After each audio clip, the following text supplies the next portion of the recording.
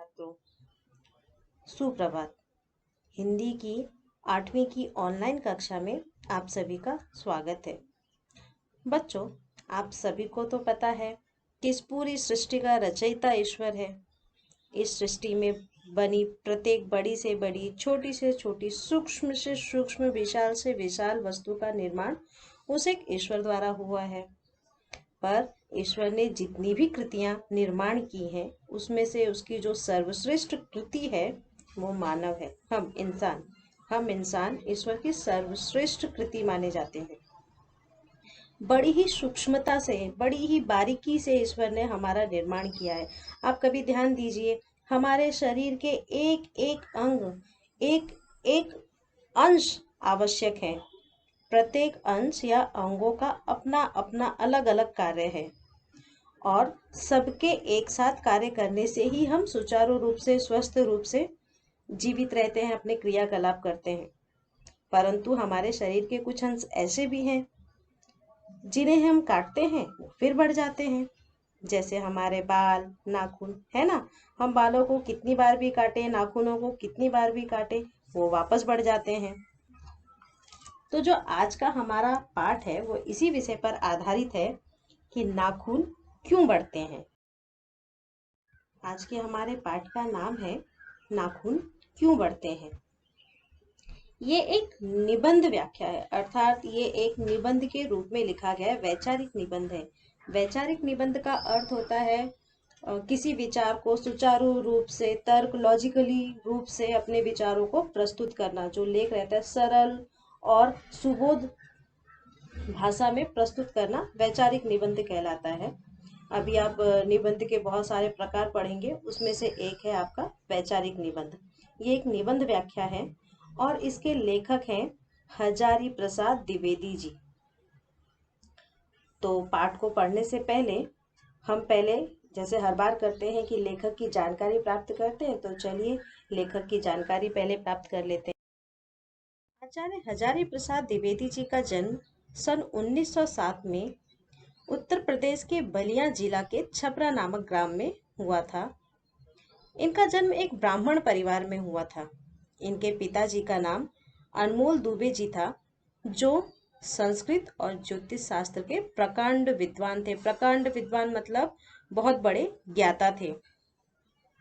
द्विवेदी जी हिंदी साहित्य के मौलिक निबंधकार, मौलिक मतलब वास्तविक, मूल रूप से वास्तविक निबंधकार, उत्कृष्ट समालोचक, उत्कृष्ट मतलब उत्तम दर्जे के, समालोचक मतलब क्रिटिक्स, एवं सांस्कृतिक विचारधारा के प्रमुख उपन्यासकार हैं। एवं अपनी जो सांस्कृतिक, अपनी संस्कृति की, जो हमारी संस्कृति है, उस विचार को लेकर आगे बढ़ने वाले उपन्यासकार हैं। उपन्यास आप सभी को पता ही है, उपन्यास मतलब नॉवेल है।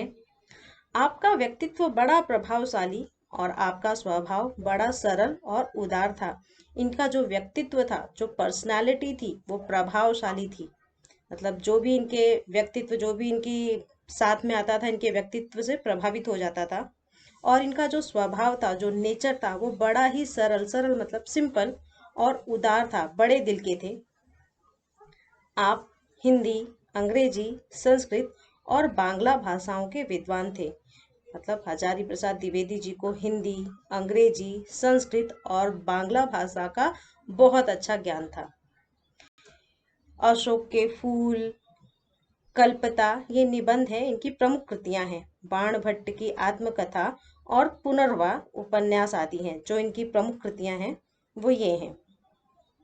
इस पाठ के माध्यम से, ये जो हमारा पाठ है नाखून क्यों बढ़ते हैं, लेखक हमें सद्गुण और दुर्गुण में जो अंतर होता है वो समझाने का प्रयास कर रहे हैं। चलिए तो हम चैप्टर देखते हैं, अपना पाठ देखते हैं, नाखून क्यों बढ़ते हैं। इसमें लेखक बोल रहे हैं कि बच्चे कभी कभी चक्कर में डाल देने वाले प्रश्न कर बैठते हैं। बच्चे बहुत छोटे होते हैं, अबोध होते हैं। जो छोटे छोटे बच्चे होते हैं उन्हें बहुत ज़्यादा ज्ञान नहीं होता है, तो कभी कभी वो ऐसे प्रश्न पूछ लेते हैं जिनसे अच्छा खासा इंसान चक्कर में, मतलब सोच में पड़ जाता है कि वो उसके प्रश्नों का उत्तर दे। आप सबने भी शायद अपने बचपन में ऐसे कुछ क्वेश्चन पूछे होंगे, जैसे चंदा को मामा ही क्यों कहते हैं, पेड़ का मुंह क्यों नहीं होता है, पहले मुर्गी आई या अंडा, जमीन को जमीन ही क्यों कहते हैं, आसमान ऊपर ही क्यों है, नीचे क्यों नहीं है, आसमान नीला ही क्यों। ऐसे न जाने कितने सारे प्रश्न हैं जिनका जवाब देना हम बड़ों के लिए थोड़ा कठिन हो जाता है। आगे लेखक कहते हैं कि अल्पज्ञ पिता बड़ा दयनीय जीव होता है। जो अल्पज्ञ पिता है, अल्पज्ञ मतलब जिसे थोड़ा ज्ञान है, वो पिता बड़ा दयनीय होता है, दयनीय जीव होता है, दयनीय दया का पात्र प्राणी होता है, जीव अर्थात प्राणी होता है। जो पिता है जिसको थोड़ा ज्ञान है वो उस समय बड़ा दया का पात्र बन जाता है।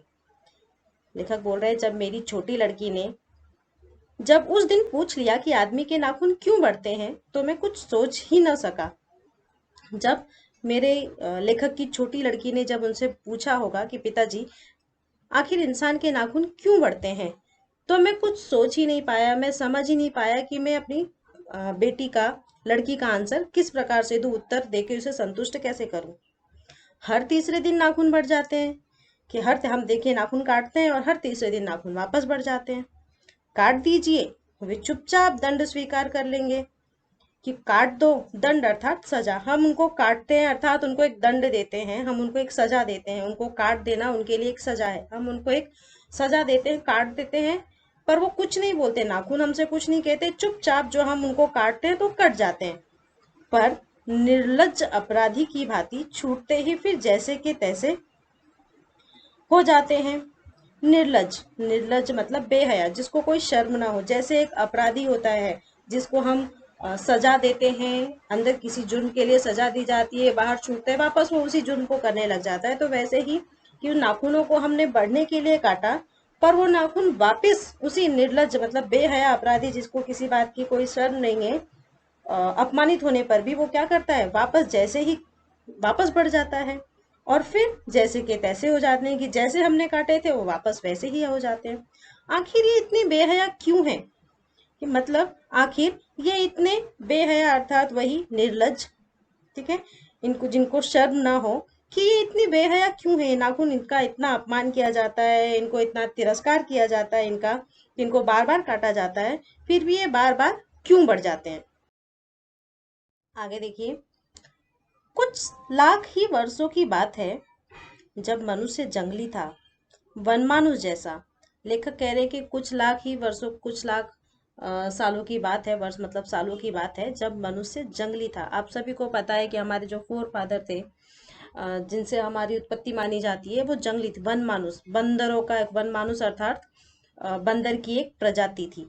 तो हम जो विकसित हुए धीरे धीरे धीरे वनमानुषों से हमने जो रूप धारण किया, हिस्ट्री में आप सभी ने पढ़ा होगा कि जब मनुष्य जंगली था उसे नाखून की जरूरत थी, उस समय उसे नाखून की जरूरत थी, ठीक है, क्योंकि अपनी जीवन, उसकी जीवन रक्षा के लिए नाखून बहुत जरूरी थे, उसको खुद की जीवन की रक्षा के लिए, क्योंकि उस समय हमने इतना विकास किया नहीं था, हमारे पास इतना साइंस का इतना डेवलपमेंट नहीं हुआ था, विज्ञान इतना प्रगति नहीं कर पाया था, हमारे पास अस्त्र शस्त्र नहीं थे। तो अपने आप, जैसे जानवर देखिए, आज भी जानवर क्या करते हैं, अपने शरीर के अंगों का प्रयोग कर अपनी रक्षा करते हैं। मनुष्य भी ठीक वैसा ही था, जो ईश्वर ने उसको जो अंग दिए थे उन्हीं से अपनी रक्षा करता था। तो हमारे नाखून थे, तो उस समय ये नाखूनों की जरूरत थी अपने जीवन की रक्षा करने के लिए।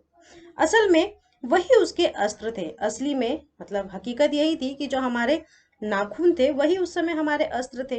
दांत भी थे, पर नाखून के बाद ही उनका स्थान था। हमारे दांत भी थे, दांत भी हमारे जो आज की कंडीशन है उससे अच्छे कंडीशन में थे, उस समय उससे तेज, पैने, नुकीले थे, दांत भी थे, पर दांतों का नंबर नाखून के बाद में ही आता था। धीरे धीरे वह अपने अंग से बाहर की वस्तुओं का सहारा लेने लगा। यही अंतर है मनुष्य और जानवरों में। जानवर आज भी वैसे के वैसे ही हैं। मनुष्य ने अपने दिमाग का प्रयोग किया, क्योंकि बाकी अन्य जानवरों की अपेक्षा मनुष्य में कुछ भी अलग नहीं था, कुछ भी स्पेशल नहीं था। अगर कुछ स्पेशल था, कुछ विशेष था, तो वो उसका दिमाग। उसके शायद नाखून उतने स्ट्रॉन्ग, उतने मजबूत नहीं थे जितने अन्य जानवरों के थे। तो हमने क्या किया, मनुष्य ने सोचना स्टार्ट किया, अपने दिमाग का कार्य करना स्टार्ट किया, और उसने अपने अंग के वस्तुओं का, अपने अंग का सहारा छोड़कर बाहर की वस्तुओं का उसने सहारा लेना स्टार्ट कर दिया। अस्त्र मतलब हथियार। उसने हड्डियों के भी हथियार बनाए। फिर उस समय उसे हड्डियां मिली, उस समय हड्डियां मिल इंसान के मरने के बाद जो उसके इंसान जानवरों की हड्डियां उसे मिली सबसे पहले, तो उसने हड्डियों को शार्प करके नुकीला करके तोड़ के उसके हथियार बनाए। आप पिक्चर्स में देख सकते हैं। ठीक है। फिर मनुष्य धीरे धीरे और आगे बढ़ा, फिर मनुष्य का और ज्यादा विकास हुआ, उसने धातु के हथियार बनाए। धातु अर्थात मेटल। जैसे जैसे विकास होता गया, आग का आविष्कार हुआ, धातु का आविष्कार हुआ, पहियों का आविष्कार हुआ, तो उसने धीरे धीरे और विकसित किया और धातुओं के हथियार बनाए। इतिहास आगे बढ़ा, इसी प्रकार हम प्रगति करते चले गए, हमारा इतिहास आगे बढ़ता गया। कभी कभी मैं हैरान होकर सोचता हूँ कि मनुष्य आज अपने बच्चों को नाखून न काटने पर डांटता है। आप देखिए, आज लेखक बोल रहे हैं कि हम अपने बच्चों को नाखून न काटने पे डांटते हैं। आप सबको भी डांटा जाता है, इवन स्कूल में भी आपका प्रॉपर नेल्स चेक किया जाता है कि नेल्स कट है कि नहीं है, नाखून कटे हुए हैं कि नहीं हुए। घर में पेरेंट्स भी अगर आपके नाखून बड़े होंगे तो न काटने के लिए आपको डांटते हैं। वे रोज बढ़ते हैं, पर जो नाखून है वो रोज बढ़ते हैं। मुझे ऐसा लगता है कि मनुष्य अब नाखून नहीं चाहता।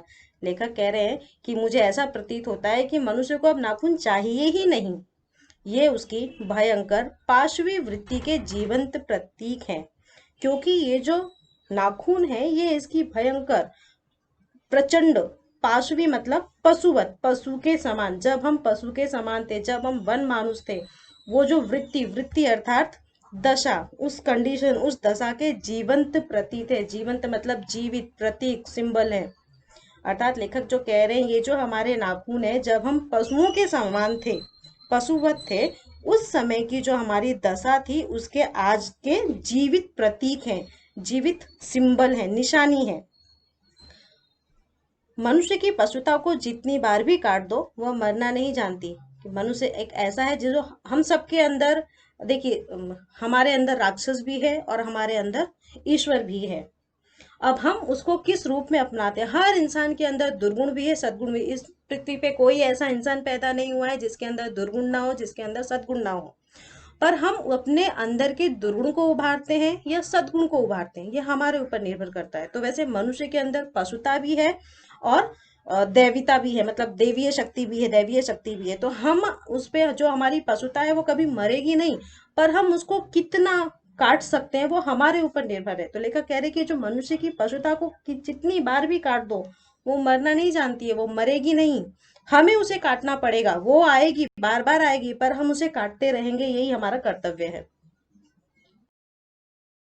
आगे देखिए, अगर आदमी अपने शरीर की, मन की और वाक की अनायास घटने वाली वृत्तियों के विषय में विचार करे तो उसे वास्तविक प्रवृत्ति पहचानने में बहुत सहायता मिले।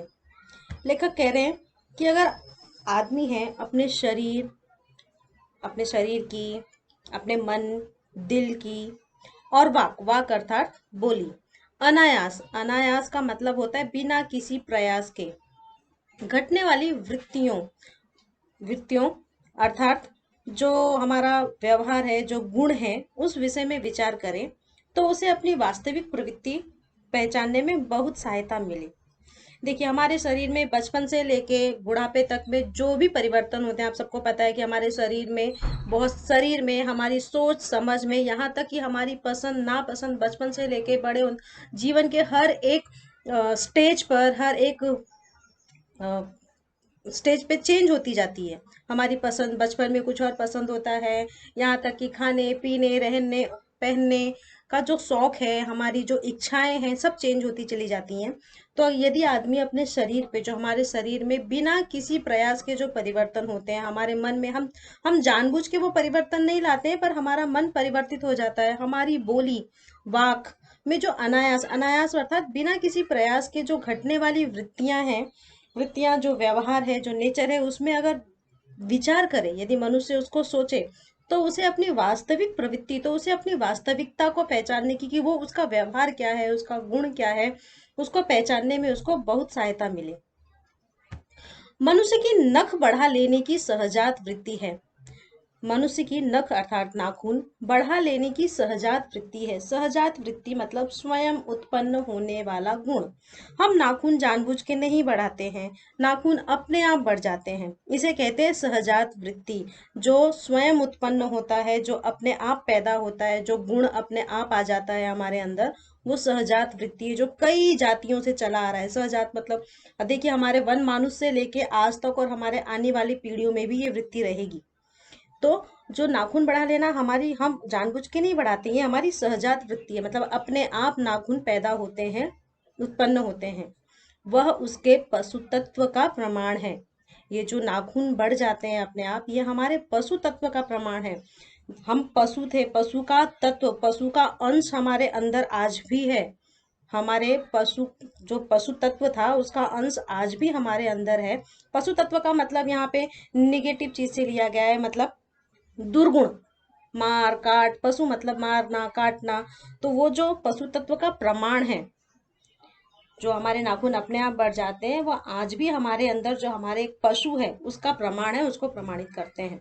पर उन्हें काटने की जो प्रवृत्ति है, पर जो उन्हें काटने का जो गुण है, जो व्यवहार है, जो हम उसको बढ़ने नहीं देते, हम उसको बार बार काट देते हैं, ये जो प्रवृत्ति है, प्रवृत्ति अर्थात व्यवहार जो है हमारा, काटने का जो गुण है, ये उसकी मनुष्यता की निशानी है। ये हमारे मनुष्य होने की निशानी है कि हम मनुष्य हैं। हम वो पशु तत्व, हमें वो पशु का तत्व जो है, हमें वो पशु तत्व, पशुता चाहिए ही नहीं। हमें मनुष्यता चाहिए, हमें आपस में प्रेम चाहिए, प्रेम भाव चाहिए। तो हम उस नाखूनों को बढ़ने ही नहीं देते, हम काट देते हैं। ये हमारे मनुष्य होने की निशानी है। जानवर देखिए अपने नाखून नहीं काटते हैं, जितने बढ़ जाएंगे उतने बढ़ेंगे, खुद से नाखून नहीं काटेंगे। पर मनुष्य काटता है, क्योंकि मनुष्य नहीं चाहता है कि वो जो पशु का जो तत्व उसके अंदर आज भी है वो जीवित रहे। हम चाहते नहीं है, वो अपने आप आता है, हम काट देते हैं, वो फिर नाखून बढ़ते हैं, फिर हम काट देते हैं। अर्थात जो हमें, जिसको हम काट रहे हैं, वो हमारी मनुष्यता की निशानी है। आज की तासिका में बस इतना ही देखते हैं हम। आगे की तासिका में, जो आगे की जो हमारी तासिका होगी, हम आगे का पाठ देखेंगे। तो आज बस नाखून क्यों बढ़ते हैं पाठ का यहीं तक पढ़ते हैं हम। और अब आप भी सोचिए कि नाखून क्यों बढ़ते हैं। धन्यवाद।